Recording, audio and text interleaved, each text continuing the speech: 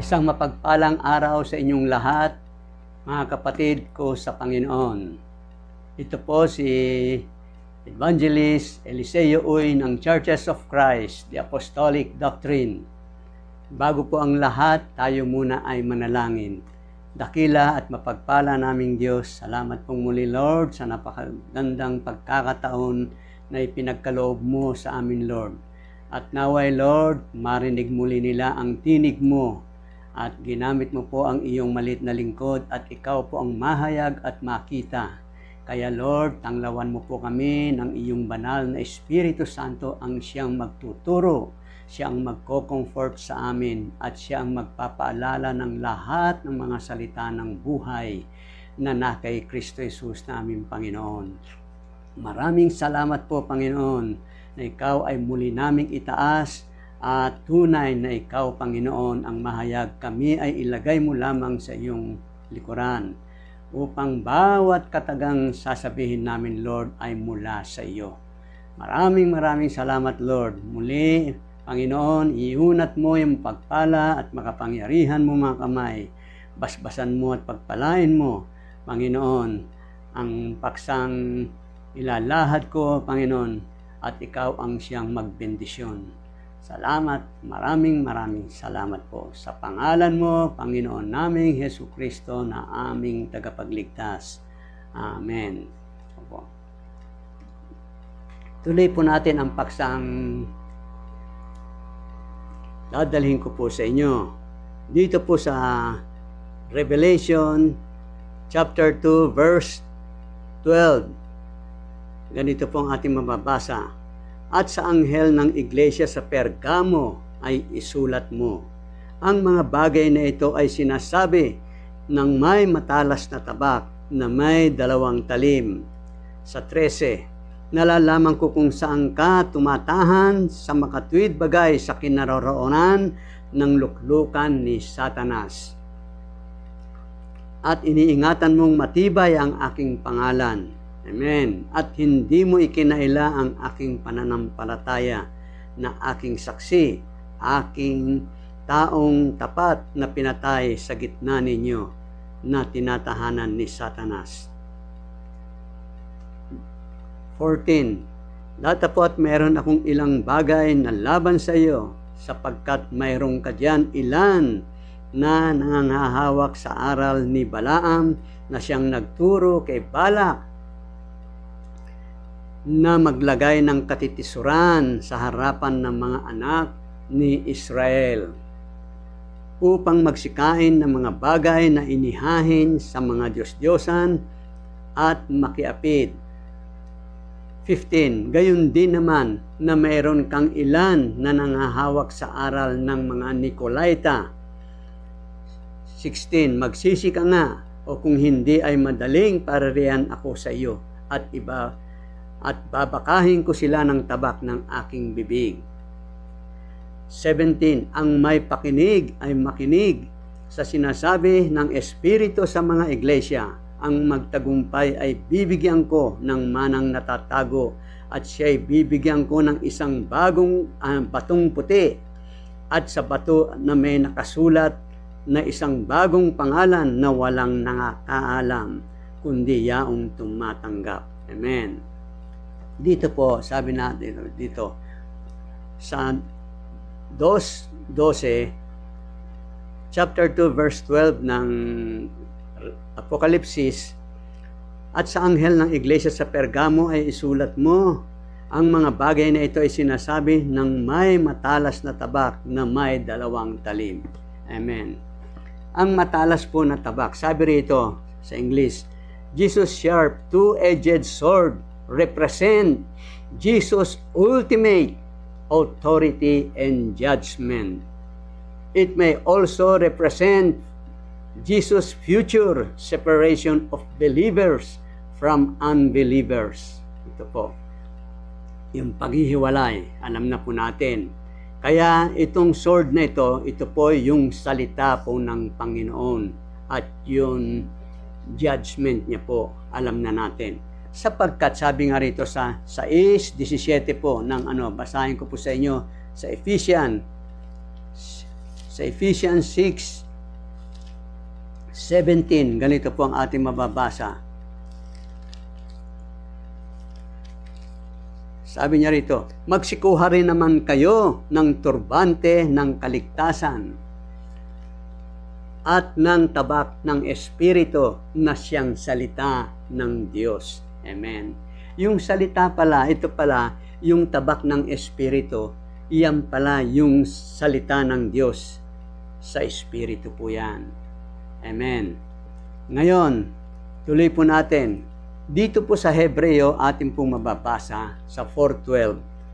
Chapter 4, verse 12. Ganito po ang ating mababasa. Sapagkat ang salita ng Diyos ay buhay at mabisa at matalas kaysa alinmang tabak na may 2 talim at bumabaon hanggang sa paghihiwalay ng kaluluwa at espiritu, ng mga kasukasuan at ng utak at madaling kumilala ng mga pag-iisip at mga haka ng puso. Amen.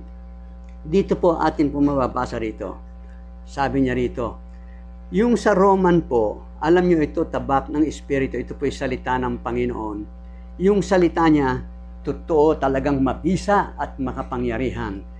Buksan po natin dito sa sa 1:11:40.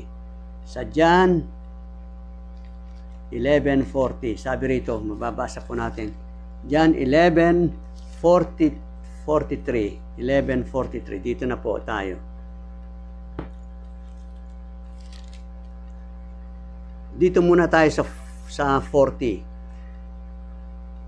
Sinabi sa kanya ni Jesus, di baga sinabi ko sa inyo, na kung ikaw ay sasampalataya ay makikita mo ang kaluwalhatian ng Diyos.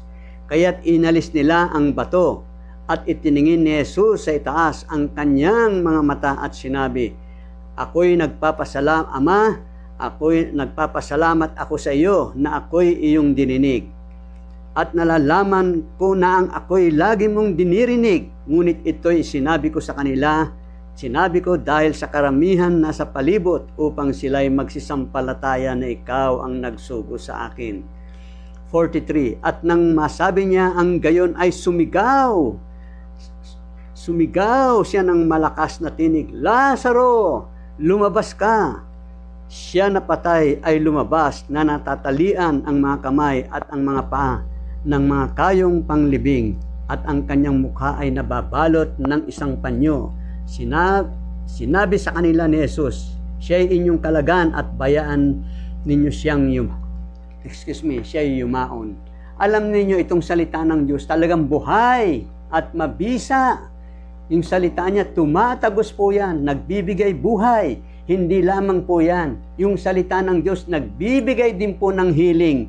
Tulad ng nabanggit ko sa inyo noon, kung atin po mababasa rito sa 9:25, na pinagaling niya yung may karamdaman na inaalihan ng masamang espiritu, inaalihan po ng demonyo.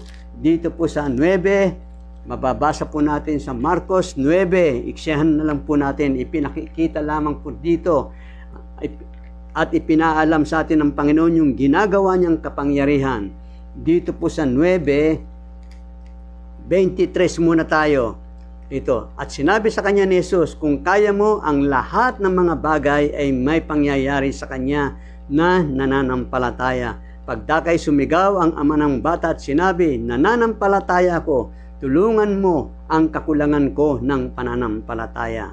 At nang makita ni Jesus na dumaragsang tumatakbo ang karamihan, ay pinagwikaan niya ang karumal-dumal na espiritu at sinabi sa kanya, ikaw, bingi at piping espiritu, inuutos ko sa iyo na lumabas ka sa kanya at huwag ka nang pumasok na muli sa kanya. Amen. Huwag nang pumasok na muli sa kanya.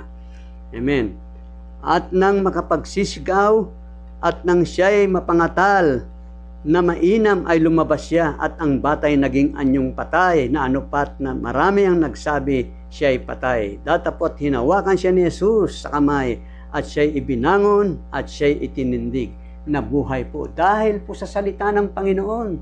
Hindi ba pinakikita rito yung ginawa niya kay Lazaro? Sabi niya, Lazaro! Sumigaw ng malakas ang Panginoon, lumabas ka! lumabas po siya. Nakita nyo, salita niya, mabisa, makapangyarihan po ang salita ng Diyos. Mas matalim pa sa sa isang tabak na may 2 talim, at bumabaon daw po yan hanggang sa kasukasuan. Hanggang sa kasukasuan at ng espiritu at ng kaluluwa, naghihiwalay po yan. Naghihiwalay po ng Diyos dahil sa salita niya. Lahat. At siya po ang nakatataho, nakakaalam ng lahat ng mga pag-iisip ng mga tao. Dito na po tayo sa 12. Dito po tayo sa 12.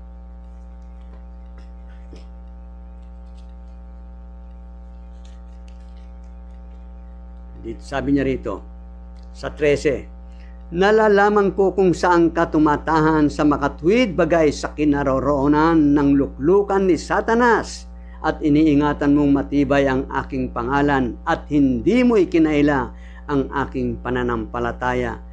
Ngunit ng mga araw man ni Antipas ay na aking saksi, ang taong tapat na pinatay sa gitna ninyo na tinatahanan ni Satanas.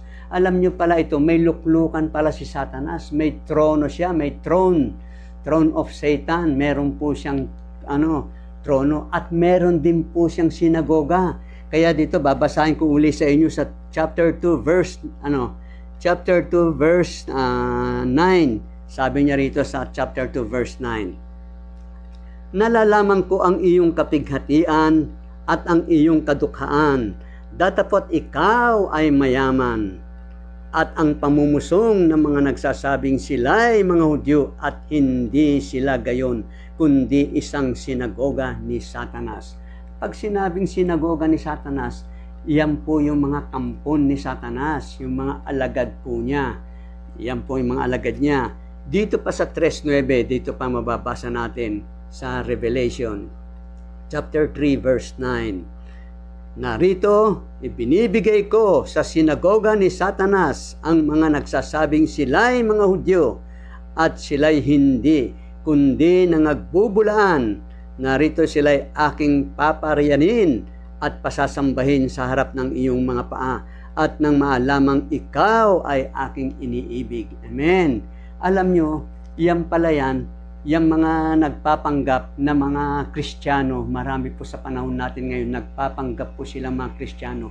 Hindi naman po sila Kristiyano, kundi against po sila sa aral, sa turo ng ating Panginoon. Kaya dito, bibigyan ko po kayo bago tayo pumunta riyan. Ito po ang sabi rito. Tignan ninyo, the city of Pergamos, it was a sophisticated city, a center of Greek culture and education. But meron po ito, pero it was the center of cults. The city chief gods was Asclepios, whose symbol was a serpent, and who was considered the gods of healing. Sabi, people came to Pergamos from all over the world to seek healing from their God. Dito po, ayan po si Asclepios. Siya po ay siya po ang sumisimbolize na serpent. Ahas po yan. Who was considered the gods of healing. Kinukonsidera po nila na siya ang Diyos na manggagamot. Diyos-Diyosan po yan. Yung mga tao nagpupunta po sa Pergamos, yan po, marami po mula sa buong daigdig, mula sa iba't ibang dako ng bansa. Nagpupunta po sila roon para naghahanap po sila na sila'y bibigyan po ng kagalingan. Marami pong nagpupunta. Pero ito po nasasabi po sa banal na kasulatan dito po sa 13:13. Babasahin ko po sa inyo ng Revelation. Sa 13:13 po dito. Si Satanas po ang gumagawa niyan, sabi rito. At siya'y gumagawa ng dakilang tanda na anupat nakapagpapababa ng kahit apoy mula sa langit hanggang sa lupa sa paningin ng mga tao. Sa paningin lamang po ng mga tao, pero sa katotohanan hindi po siya nakapagpapababa ng apoy. Kung hindi, mababasa po natin sa Matandang Tipan kay Elias sa unang hari sa 1838, yung pagtatalo nila, yung labanan nila yung labanan nila, yung labanan ng katotohanan at ng kasinungalingan, yung kay Elias at yung 50 ni Akab, si Baal na kanilang Diyos-Diyosan, kanilang sinasamba. Hindi po yan na makapagliligtas. Kaya dito, alam nyo, ang ginawa po ng diablo rito, mababasa po natin sa 13:8 dito. Itong diablong ito, binasa ko na po sa inyo noon, na siya ang dumadaya po sa buong sanglibutan. Kaya't ang ginawa niya, siya dumadaya sa buong sanglibutan. Siya inihagis po ni Arkanghel Miguel. Inihagis po siya rito sa lupa. At ang kanyang mga anghel ay inihagis na kasama niya. Kaya ang nangyari dito ngayon, sa 13:4 ng Revelation po, basahin po natin. Dito, sabi rito, at sila'y nangagsisamba sa dragon, sapagkat ibinigay niya ang kanyang kapamahalaan sa hayop, at nangagsisamba sa hayop, at nangagsasabi, sino ang kagaya ng hayop, at sinong makababaka sa kanya? Alam nyo, ginawa nito, yung diablo po, yung dragon, binigay niya yung kanyang kapangyarihan sa hayop. Yung hayop na ito makikilala po natin. Kaya sabi rito, tuloy po natin dito sa 7 up to 8. At ipinagkaloob sa kanya na makipagbaka sa mga banal at pagtagumpayan sila, at binigyan siya ng kapamahalan sa bawat angkan at bayan at wika at bansa. At ang lahat ng nananahan sa lupa ay magsisisamba sa kanya, na ang kani-kanyang pangalan ay hindi nasusulat sa aklat ng buhay ng kordero na pinatay buhat ng itatag ang sanglibutan. Alam nyo, totoo yan. Ito pala, binigay niya yung kapamahalan niya sa hayop. Ito, dapat natin malaman ito. Sabing ganun, sa buong bansa, sa lahat, sa 4 na sulok ng mundo. Kung ang sino man ay may pakinig, ay makinig. Dapat po natin malaman itong hayop na ito. Itong hayop na ito. Yung hayop po dito, makikita po natin dito. Yung hayop. Sabi rito ni Pablo, sabi po rito ni Apostol Juan, sa 13:18, dito po, basahin po na natin to. Sa 16, ito dito. Sa 15 muna tayo. 13, 15 up to 18. At siya'y pinagkalooban makapagbigay ng hininga sa larawan ng hayop, upang ang larawan ng hayop ay makapangusap, at may papatay naman ang lahat ng hindi sumasamba sa larawan ng hayop. At ang lahat, maliliit at malalaki, at mayayaman at mga dukha, at ang mga laya at ang mga alipin, ay pinagbigyan ng isang tanda sa kanilang kanang kamay o sa noo, at nang huwag makabili o makapagbili ang sinuman, kundi siyang mayroong tanda. Sa makatuwid ay ang pangalan ng hayop. Ito ay ang pangalan ng hayop Sa makatuwid ay ang bilang ng pangalan ng hayop o bilang ng kanyang pangalan. Dito ay may karunungan, sabi ni Apostol Juan. Ang may pagkaunawa ay bilangin ang bilang ng hayop, sapagkat siyang bilang ng isang tao. Yung bilang pala ng hayop ay siyang bilang ng isang tao, at ang kanyang bilang ay 666. Amen. Nakita nyo na, ito'y tao. Ito yung sinasabi natin, Antichrist, na sinasabi, marami nagsasabi. Yung tanda, ano bang tanda sa kanilang noo? Ang Panginoon, naglagay din po ang tanda. Nagtatatak po ang Diyos.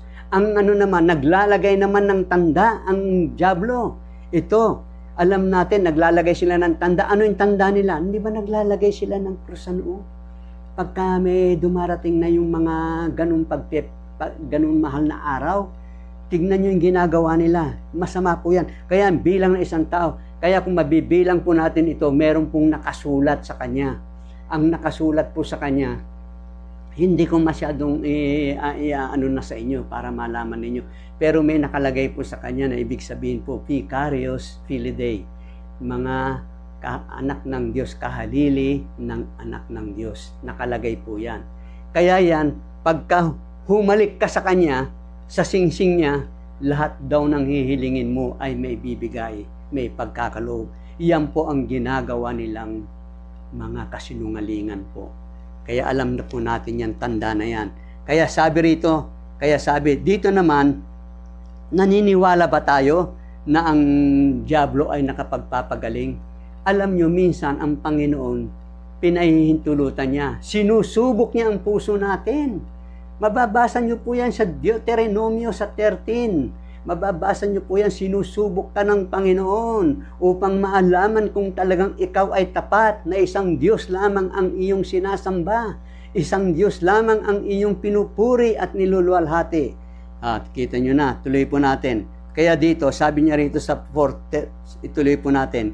Dito po sa Efeso, dito sa 12:48, sabi nga ng Panginoon dito sa huling araw.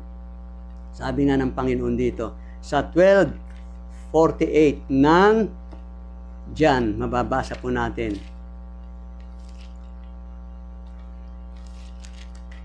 Ito.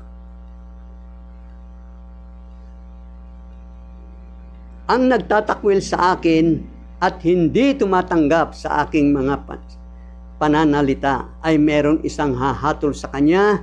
Ang salitang aking sinalita ay siyang sa kanya'y hahatol sa huling araw. Kaya ang Panginoon, sabi ko nga sa inyo, siya ang magja-judge, siya ang hahatol. Kaya nakalagay rito, Jesus' sharp two-edged swords represent Jesus' ultimate authority and judgment. It may also represent Jesus' future separations of believers from unbelievers. Maghihiwalay po yan. Kaya alam natin yan. Kaya tuloy natin. Kaya dito sa Pergamos, alam natin, ang ibig pong sabihin, dumako po tayo sa sophisticated city. Pag sinabing sophisticated city sila dito sa Pergamos, a center of Greek culture and education. Marunong po sila. Hindi po sila musmus. Alam natin na sila ay matatalino, karamihan po mga civilized people po sila. Kaya rito, pero ito ang masasabi ko, pag sinabing sophisticated naman po, alam natin, pag sinabing sophisticated naman, yan po, marami po, sanay po sila sa kamunduhan. Gagaya ng mga babae, chicks, sophisticated woman. Marami po yan. Mga bayaran, mga babaeng alam natin na gumagala pagka sa gabi, nakikita natin. Marami po yan. Lahat na yan kumalat na po sa buong mundo yan. Marami. Kahit anumang mayamang bansa, meron po yan. Halos kumalat na lahat sa buong mundo. Kaya alam natin, yung pagsamba nila, yung kulto, pag sinabing cult, yung uri ng pagsamba at ng uri ng pananampalataya. Tayo, hindi po tayo kulto. Sila ang mga kulto dahil doktrina, aral at turo po ng mga tao. Yan po ang masasabi ko po sa inyo. Yan po ang nakaano. Kaya dito, tingnan natin dito. Kaya dito, sa 13, mababasa po natin dito. Sa 11, dito muna tayo. Sa 13:5. Basahin ko muna sa inyo. The power given to the beast will be limited by God. He will allow the beast to exercise authority only for a short time. Sabi nga nun. Even while the beast is in power, God will still be in control. Nakita nyo na nasa kanya na lahat yan. Siya ang nagko-control lahat ng mga bagay na yan. Kaya't alam natin, kung mababasa po natin, tignan ninyo rito. Dito po sa 13, dito po sa 13:5, sabing ganun ito, nasa control po ng Panginoon. Kaya makikita nyo sa 13:5, sabi rito, mababasa po natin dito. Sa 11:5, 11:15. Ito, 11:15 ng Revelation. At humihip ang ikapitong anghel at nagkaroon ng malalakas na tinig sa langit at nagsasabi, ang kaharian sa sanglibutan ay naging sa ating Panginoon at sa kanyang Kristo ay siyang maghahari magpakailan-kailanman. Amen. Nakita nyo na? Kaya alam natin, God will still be in control. Lahat yan. Limitado lamang yung ibinigay niyang kapangyarihan kay Satanas. Hindi po yan magtatagal. Kaya alam natin, kung may luklukan si Satanas, meron din siyang sinagoga ni Satanas, meron din siyang templo na inaano niya. Marami po nagpupuntahan sa mga alagad niya, nagtatayo ng mga templo, doon sila sumasamba. Karamihan po yung turo at aral ng mga tao. Pero ito po ang tandaan natin, sapagkat walang ibang pangalan na ibinigay sa silong ng langit na sukat natin ikaligtas, kundi yung pangalan po ng ating Panginoong Hesukristo. Chapter 4, verse 12 ng mga gawa. Tuloy po natin, dito po tayo. Sabi, alam nyo yung nanghari, ito yung ginawa ni Herod. Ito po ha, alam nyo yung ginawa ni, dahil itong si Satanas po, nagpapasamba po siya. Basahin ko pa ulit sa inyo para maging maliwanag po sa atin. Dito sa 4:9, dito po sa 4, chapter 4, verse 19 na lang, isang ko sa 8 ha, hanggang 10. Muling dinala siya ng diablo sa isang bundok na lubhang mataas at ipinamalas sa kanya ang lahat ng mga kaharian sa sanglibutan at ang kaluwalhatian nila. At sinabi niya sa kanya, lahat ng mga bagay na ito ay ibibigay ko sa iyo kung ikaw ay magpapatira pa at sasambahin mo ako. Kung ikaw ay luluhod at sasambahin mo ako, sabi ng diablo sa ating Panginoon Jesus. Sabi niya ganon. Nang magkagayoy, sinabi sa kanya ni Jesus, humayo ka, Satanas, sapagkat nasusulat sa Panginoon mong Diyos, sasamba ka at siya lamang ang iyong paglilingkuran. Dito pa sabi, at siya lamang ang iyong paglilingkuran. Kaya sabi rito, the devil offered, sabi nga rin dito ha, the devil offered the word to Jesus if Jesus would only kneel down and worship Him. Today, ito nga sa panahon natin ngayon, today, the devil offers us the whole world by trying to entice us with materialism and power. Ibig sabihin, gayumahin tayo ng mga nakakaakit, yung mga materialistic na bagay, lahat yan at yung kapangyarihan, gusto niyang akitin tayo at himukin tayo. Marami pong nadadaya dahil sa bagay na yung ginawa ni Satanas. Pero ang sabi, ito po ang quote ng ating Panginoong Jesus. Jesus' word to the devil, you must worship the Lord your God. Serve only Him. Amen. Siya lamang ang paglilingkuran mo. Dapat siya lamang ang sasambahin mo. Siya lamang ang paglilingkuran mo, ang ating Panginoong Hesukristo. Amen. Kaya tuloy po natin. Dito po naman po sa nangyari dahil ito po ay ginagamit ng diablo. Alam nyo nangyari kay Haring Herodes? Dito po yung nangyari kay Haring Herodes, dito po, basahin po natin. Dito po kay Herodes sa Gawa 12, basahin po natin dito.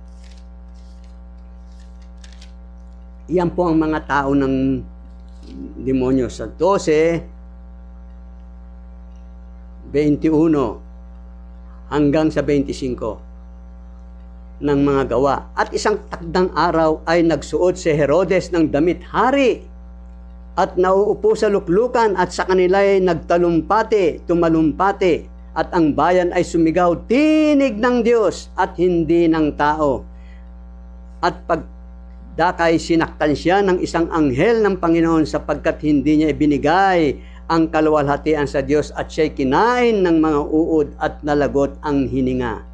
Datapwat lumago ang salita ng Diyos at dumami. Alam niyo sa MBB sabi rito, tinig ng Diyos. Ang Diyos ang nagsasalita si Herodes. Ginawa nilang Diyos-Diyosan. Diyos nila. Diyos-Diyosan si Haring Herodes. Ano ang nangyari? Sabi na, tinig ng Diyos. Ang Diyos ang nagsasalita, tinig ng Diyos. Sabi nila, ano ang nangyari? Kinain siya ng uod. Inuod siya hanggang sa siya'y mamatay. Dito, nakalagay dito sabi, Herodes died a horrible death, accompanied by instant pains. He was literally eaten alive. Literal siyang kinain na buhay. Alam nyo, kinain siya na buhay. Kaya sabi ganun, to be eaten by worm was considered to be one of the most disgraceful. Nakakahiya, kahiya-hiya. To be eaten by worm was considered to be one of the most disgraceful way to die. Bakit? Nakakahiya, kahiya-hiya yung nangyari kay Herodes. Alam niyo, yung pride is a serious sin. Kaya God chose to punish immediately, pinarusahan kaagad siya ng madalian. But God does not immediately punish all sins. He will bring all to judgment. Sa 9:27, lahat dadalhin niya po sa kahatulan. Basahin po natin sa 9:27 ng Hebreo. Dito po ating mababasa sa 9:27 ng Hebreo. Sabi rito,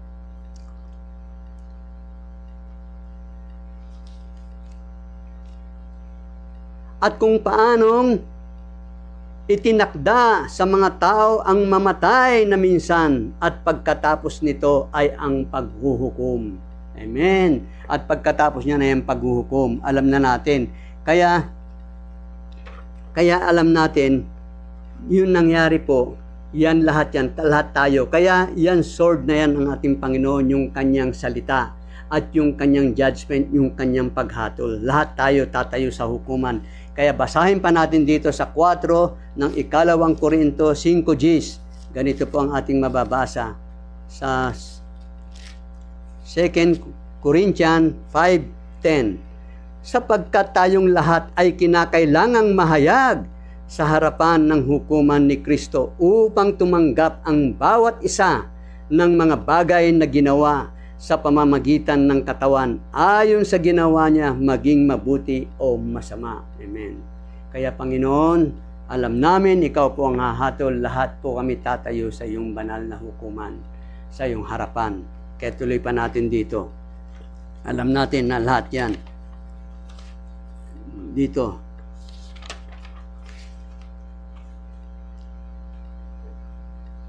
Tuloy natin kay Antipas. Dito po sa 2:13, basahin po ulit natin sa 2:13. Dito po sa 2:13, ganito po ang ating mababasa.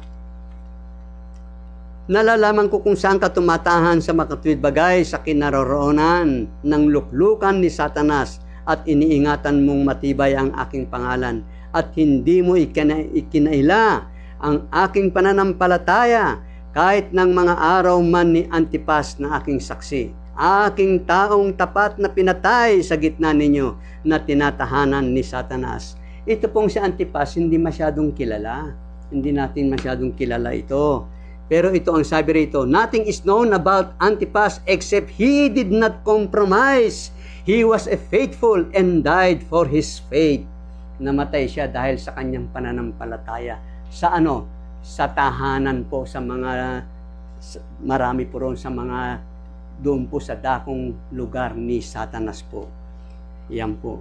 Kaya sabi niya, kaya alam natin dito po, kaya dito hindi po dapat ang mga Kristiyano makipag-compromise sa mga Diyos-Diyosan at sa mga Diyos. Mababasa po natin dito sa 2 Corinthians sa 6. Dito po, babasahin ko po sa inyo. Sa 2 Corinthians sa 6, 14. Dito po sabi niya rito, hanggang sa 18 na. Mahaba-haba po ito.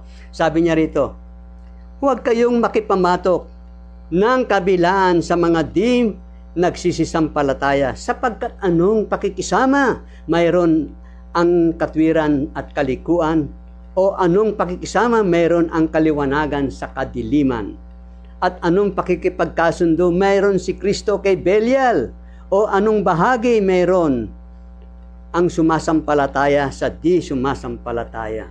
Amen. Diba? O anong pakikipagkaisa mayroon ang templo ng Diyos sa mga Diyos-Diyosan, sapagkat tayo'y templo ng Diyos na buhay. Gaya ng sabi ng Diyos, mananahan ako sa kanila at lalakad ako sa kanila at ako'y magiging kanilang Diyos at sila'y magiging aking bayan. 17. Kaya nga magsialis kayo sa kanila at magsihiwalay kayo, sabi ng Panginoon, at huwag kayong magsihipo ng mga bagay na marumi at kayo'y aking tatanggapin. At ako sa inyo'y magiging ama at sa akin kayo'y magiging mga anak na lalaki at babae. Amen. Sabi ng Panginoong makapangyarihan sa lahat. Amen. Wala rin tayo, hindi tayo pwede makisalo sa kanila, sa Diyos-Diyosan, o tayo'y nasa Diyos. At ang pananampalataya natin at ang pananampalataya nila, iba sa kanila, iba sa atin. At anong meron ang templo ng Diyos sa templo ng Diyos-Diyosan? Wala. Yung mga inihahain sa Diyos-Diyosan, hindi natin dapat kainin. Yung mga pagkain sa mga Diyos-Diyosan, hindi natin dapat hipuin. Hindi natin dapat hawakan. Bakit kung hawakan mo? Marumi po yan. Maaring pag hinawakan mo yan, gusto mo nang kainin. Yung mga inahahain nila sa Diyos-Diyosan, kaya sabi niya, huwag kayong humipo, ayaw ng Panginoon. Kaya dapat hiwalay talaga, iba bukod tayo. Sabi nga, sapagkat tayo'y templo ng Diyos na buhay, tayong mga sumasampalataya. Kaya kung tayo'y, sabi niya, kung tayo'y malinis, tatahan sa atin ang Panginoon. Ito pa, ituloy po natin.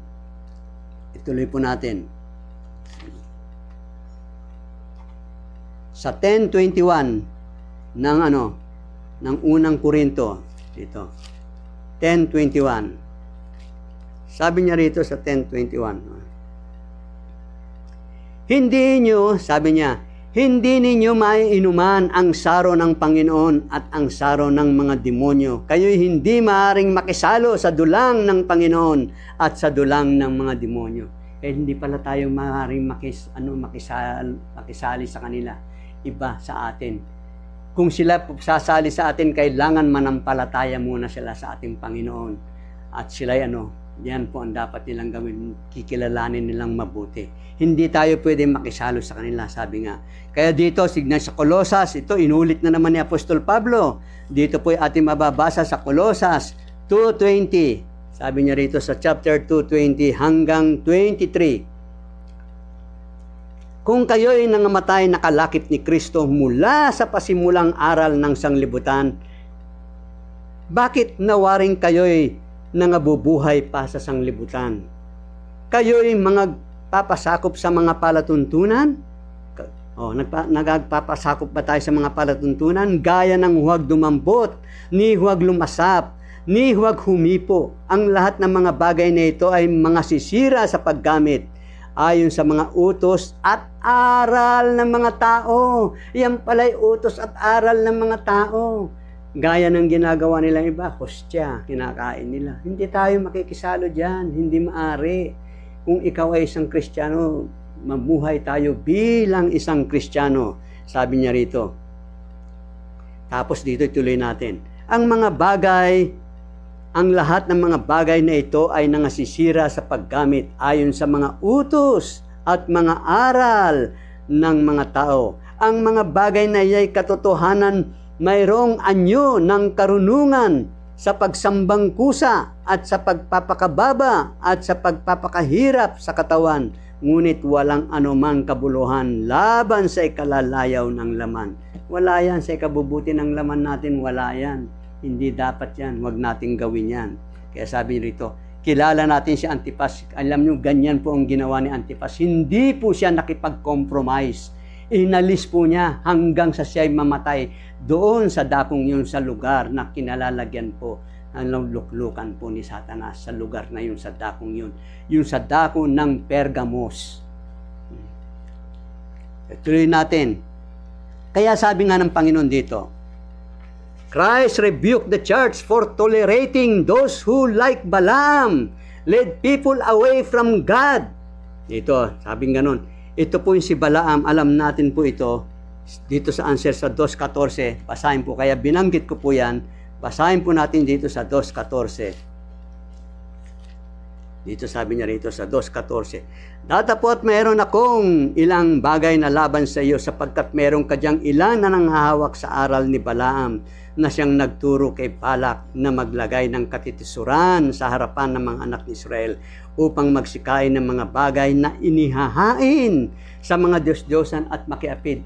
Alam niyo itong si Balaam, mga kapatid. Si Balaam, siya po ang nagturo. Kung mababasa po natin dito, siya po ang nagsulsul, nag-udyok para ang Israel, dito po, para ang Israel ay yung mga iba, karamihan ay sumamba sa Diyos-Diyosan at nakiapid. Dito po, ito, sa 25 ng Numbers, chapter 1 up to 3. Ang kasalanan ng Baal-peor at ang katapatan ni Pinis. At ang Israel ay tumahan sa Sitim, at ang bayan ay nagpasimulang magkasala ng pakikiapid sa mga anak na babae ng Moab sa 2. At kanilang tinawag ang bayan sa mga hain sa kanilang mga Diyos-Diyosan, at ang bayan ay kumain at yumukod sa kanilang mga Diyos. Alam nyo itong mga ibang sa Israelita, sumamba pa sila sa Diyos-Diyosan. at sila'y nakiapid. Oh. Kaya ang Israel ay nakilakip sa Diyos-Diyosang Baal Peor at ang galit ng Panginoon ay nagningas laban sa Israel. Alam niyo po yan, ang nangamatay sa kanila dahil sa ginawa po ni Balaam, siya po ang nag-udyok kay Balak. Inudyukan niya po, hindi lang kay Balak, inudyukan niya ang Israel. Alam niyo ang namatay, 24,000 na katao ang namatay dahil sa ginawa ni Balaam. Nagalit po ang Panginoon. Sila'y nakiapid, yung sexual immorality. Kaya alam natin, dito mababasa ko po sa inyo, yan sexual immorality, ang ginawa niya rito, sabi nga rito, kaya ang Panginoon sa atin panahon ngayon, nagagalit po ang Panginoon, ayaw niya. Christ, nire-rebuke ng Panginoon the church for tolerating those who like Balaam led people away from God. Yung nilalayo nila ang anak ng Diyos sa mga sa Panginoong Diyos, inilalayo nila. Kaya sabi, alam nyo ang sagot diyan, yung sexual immorality gaya na nangyari sa Israel. Excuse me. Pagsamba sa Diyos-Diyosan, sexual sin, cheating, gossiping, and lying. Ibig sabihin yung gossiping, yung pagdadaldalan, pagtataltalan, yung chismisan, at yung pagsisinungaling, yung sexual sin, at yung cheating, yung pandaraya, yung mga maraming manloloko. Kahit sa church, hindi ipinahihintulot ng Panginoon yan. Ayaw niya. Hindi niya ipinahihintulot yan. Kaya sabi ng ating Panginoon dito, nagalit po siya. Yung 24 na 24,000 ang nangamatay. Dahil alam nyo si Balaam, masiba po siya sa salapi. Binabayaran po siya, nauudyukan siya ni Balak, na hari ng Moab. Binabayaran po siya. Kaya alam natin, kaya si Apostol Pablo, nagbabala po sa atin, binabalaan po tayo ng Apostol Pablo. Nagsasalita po siya rito. Tignan niyo po dito sa Gis. Basahin ko po sa inyo sa 6. Unang Timoteo 6:10. Sapagkat ang pag-ibig sa salapi ay ugat ng lahat ng uri ng kasamaan, na sa pagnanasa ng iba ay nangasinsay sa pananampalataya at tinuhog ang kanilang sarili ng maraming mga kalumbayan. Alam niyo pala, yung pag-ibig sa salapi, si Balaam matakaw Tignan niyo yung ginawa ni Balaam dito. Sinabi ni Apostol Pedro, bago pa rin bumalik sa talatang ito, ano ang sabi ni Apostol Pedro sa 2 Pedro 2:15? Dito, na pagkaalis sa daang matuwid ay nangaligaw sila, palibhasay na nagsisunod sa daan ni Balaam na anak ni Beor, na nag-ibig ng kabayaran ng gawang masama. Kita nyo na, kahit na masama tinatanggap niya. Kaya ang dami namatay nun sa bansang Israel. Kaya sabi rin ni Apostol Pablo, ang pag-ibig sa salapi, ugat po lahat yan ng uri ng kasamaan. Marami pong mga nasisilaw po sila. Marami pong nasisilaw dahil po sa kislap ng salapi. Siyempre, nagniningning yan Kumikislap yan. Ayun, magiging multimillionaire na ako. Magiging bilyonaryo na ako. Dahil pag ako nakaupo, ganito, lahat yan, ako nang bahala niyan. Ganyan ang nangyayari sa takbo ng mundo. Kaya tuloy po natin dito. Sasabi nga ni Apostol Pablo rito, sabi nga niya, tuloy po natin sa 1 Timoteo 6:7. Sapagkat wala tayong dinalang anumang sa sanglibutan, ay wala rin naman tayong may lalabas na anuman. Ngunit kung tayo ay may pagkain at pananamit, ay masisiyahan na tayo doon. Amen. Kung meron kang food, shelter, clothing, masisiyahan na tayo. Masayang-masaya na tayo. Kung ano ang ibibigay sa atin ng Panginoon. Siyempre tao tayo, humihingi rin tayo ng magandang buhay sa Panginoon. Kung ipagkaloob niya, salamat Lord. Maraming salamat Panginoon. Kung hindi niya naman ibinigay, maraming salamat Lord. Thank you. Ang kalooban mo po ang siyang masusunod. Yan po ang kagustuhan ng Panginoon. Kaya tingnan nyo rito, alam nyo si Judas, hindi po si Judas Iscariote si Judas Apostle Jude. Sabi niya rito sa 1:11, tignan niyo rito. Sa aba nila, sapagkat sila ay nagsisilakad sa daan ni Cain at nagsisidaluhong na walang pagpipigil sa kamalian ni Balaam dahil sa upa. Kita nyo na, at nangapapahamak sa pagsalangsang ni Kore. O tignan nyo, ano sabi? Walang pagpipigil sa kamalian ni Balaam dahil sa upa. Alam nyo, marami ngayon nangyayari sa buhay ng tao hanggang sa panahon natin ngayon, nagpapatuloy yan. Kaya alam natin, kaya marami, bawal na bawal yan. Ayaw na ayaw ng Panginoon. Sinabi nga ng ating Panginoong Hesukristo, alam nyo, dito sinabi niya, dapat ito sa 2:16, basahin ko na po sa inyo sa 2:16 ng, tuloy natin, 2:16 ng Revelation. Sabi niya rito, mangagsisi ka, o kung hindi ay madaling paririyan ako sa iyo, at babakahin ko sila ng tabak ng aking bibig. Babakahin pala tayo ng tabak ng kanyang bibig. Ang ating Panginoon po nagsasalita dyan. Kaya dito sa 2:16, makikita nyo, the sword is Jesus' judgments against the rebellious nations. Siya pong hahatol. Kita nyo na, ang Panginoon, gagalit po siya. Kaya alam natin, yung sword niya, yan ang kanyang yan ang kanyang judgments against the mga rebelding mga nation, mga bansa. Dahil marami po yan, lalong-lalo na sa ibang bansa. Nakita nyo, yung pamamalakad po ng mga komunista. Grabe, ang dami po. Lalong-lalo na dito sa Asia, meron din po, marami po yan, meron ng mga bansang, alam nyo na, hindi ko na dapat pambanggitin sa inyo. Kaya sabi niyan dito, ito, tignan natin to sagot niya sa 19:15, basahin po natin sa 19:15. Ito sa 19:15 up to 21, medyo mahaba-haba po ito, pero malapit na po tayo magtatapos. 19:15, ito. At ang kanyang bibig ay lumalabas ang isang tabak na matalas, upang sa pamamagitan nito ay sugatan niya ang mga bansa, at kanyang paghaharian ng tungkod na bakal, at niyuyurakan niya ang pisaan ng ubas ng kabangisan ng kagalitan ng Diyos na makapangyarihan sa lahat. Galit na galit pala ang Panginoon yan. Kay Pirmo, yung matalas na tabak, yun ang susugatan niya ang mga bansa. Dahil hahatulan niya. Siya ang may karapatan, siya ang may kapangyarihan, sapagkat alam natin, sapagkat siya ang tunay na Panginoon, siya ang tunay na Diyos, siya ang tunay na tagapagligtas. Sabi nga nito, yuyurakan niya. At sa 16, at siya'y mayroong isang pangalan na nakasulat sa kanyang damit at sa kanyang hita, Hari ng mga hari at Panginoon ng mga Panginoon. Amen.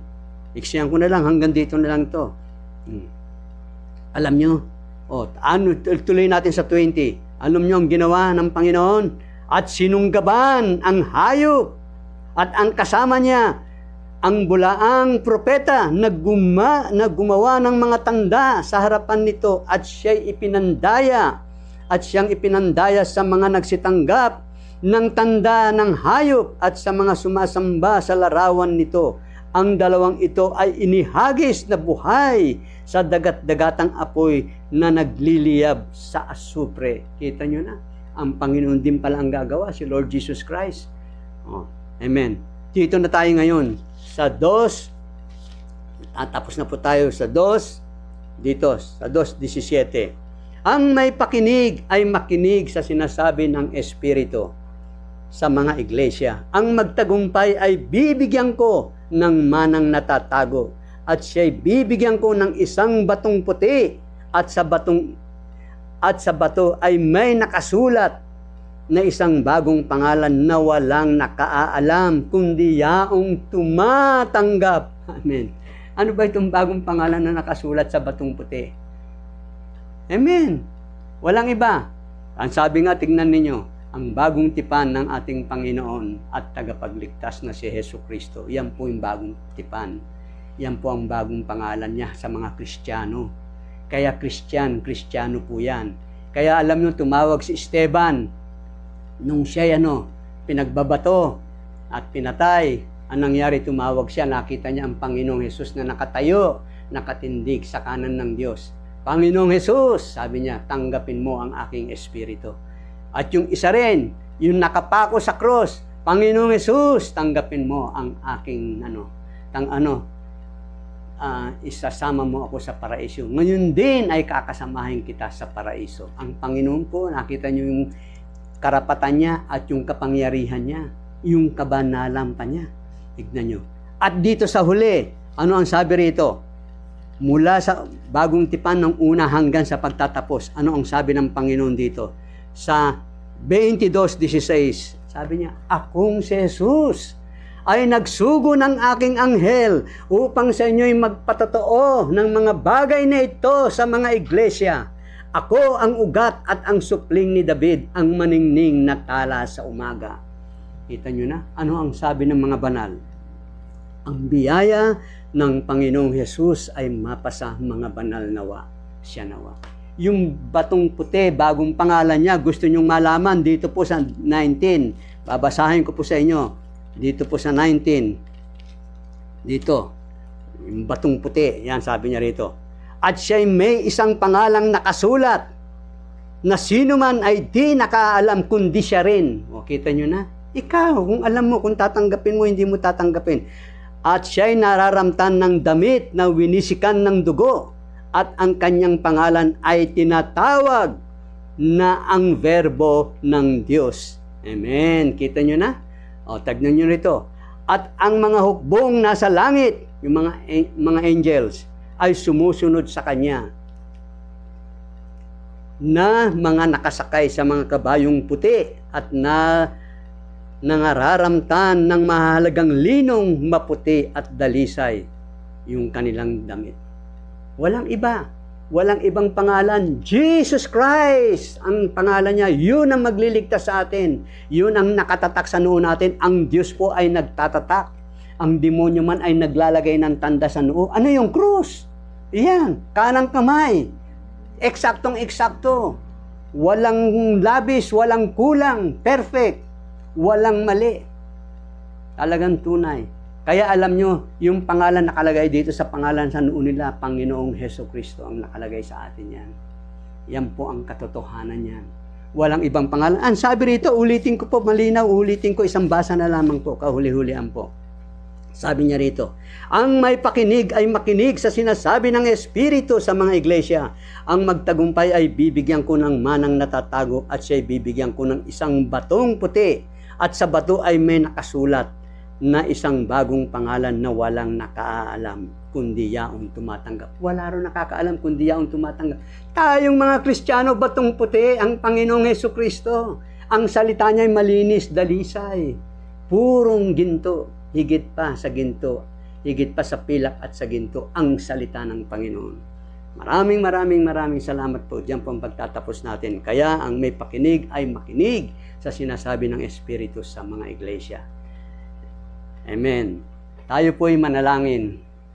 Mapagpala naming Diyos, salamat pong muli Lord sa mensaheng ipinagkaloob mo po sa amin. Ginamit mo po ang iyong maliit na lingkod at ikaw po, Panginoon, ang nahayag. Ikaw ang nakita. Ikaw po ang aming tunay na Diyos na buhay na nagbigay sa amin ng buhay at kalakasan. Maraming salamat po. Naway Lord, loobin mo na marinig nila at magbalik loob sila sa iyo upang sila'y magtamo naman po ng iyong pangako, ang buhay na walang hanggan. Maraming salamat po. O Lord God in heaven, minsan pa muli, iyon at mo yung mapagpala at makapangyarihan mo mga kamay. Basbasan mo at pagpalain mo ang mensaheng kinawad ko po sa kanila na mula sa iyo. Maraming pong salamat. Thank you po sa guided ng Holy Spirit na siya po ang nagtuturo ng buong katotohanan at siya po ang siyang nagko-comfort sa amin, nagbibigay po sa amin ng unawa ng salita mo at siya, Panginoon, ang nagtuturo ng tunay na mga salita na mula sa iyong banal mong pangalan, O Lord God in heaven. Maraming salamat po. Ito po ang aking samo at dalangin, Lord. Binasbasan mo at pinagpala mo, Panginoon. Dalangin sa matamis at banal mo pong pangalan, Panginoon naming Hesukristo, na aming tagapagligtas. Amen. Thank you, Lord.